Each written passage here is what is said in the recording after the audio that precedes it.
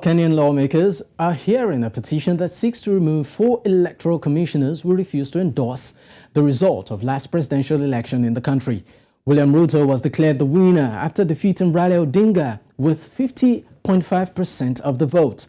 But 4 commissioners, led by vice-chairperson, said the results were erroneously aggregated.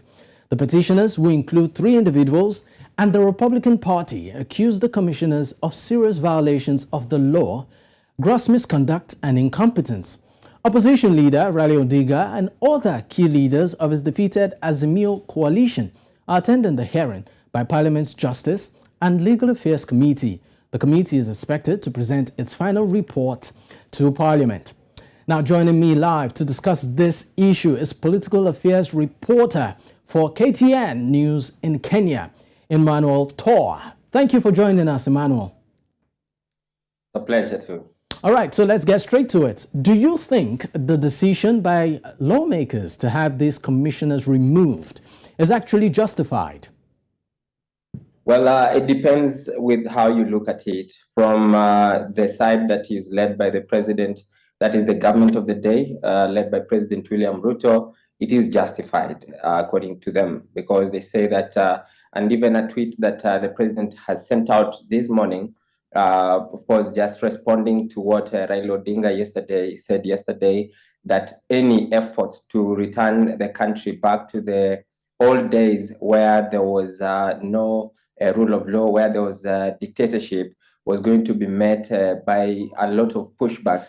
And the president said that he's not going to be perturbed, he's not going to relent in his mission to correct the messes that he believes were made during the elections that were done about 3 months ago on August 9th. And of course, if you look at it that way, then it is justified. If you go to the other side, the opposition side led by the opposition leader Raila Odinga, then they're saying that this is just a political witch hunt.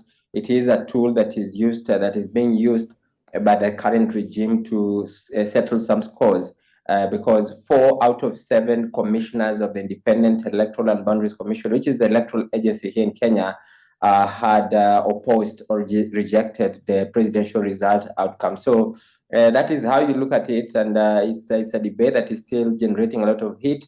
We saw Raila Odinga yesterday attend the meeting, the grilling process, the hearings that were continuing at the Parliament buildings, but he did not attend today.